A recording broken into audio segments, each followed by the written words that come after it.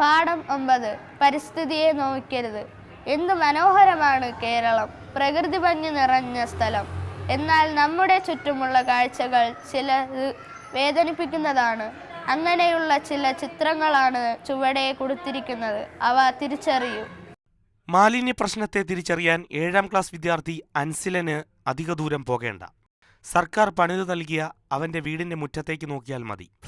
ഈ കുഞ്ഞുങ്ങളടക്കമുള്ളവർ അനുഭവിക്കുന്ന ദുരിതം മാതൃഭൂമി ന്യൂസിലൂടെ പുറത്തറിഞ്ഞു.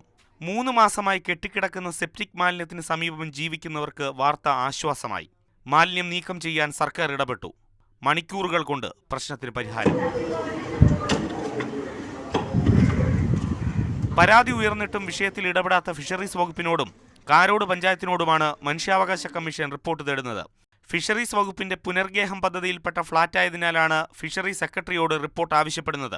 128 കുടുംബങ്ങളിലായി 500 പേരാണ് ഇവിടെ താമസം. ജൈവമാലിന്യം സംസ്കരിക്കുന്നതിന് ശാശ്വതമായ പരിഹാരവും ഇവർക്ക് വേണം. മാതൃഭൂമി ന്യൂസ്, തിരുവനന്തപുരം.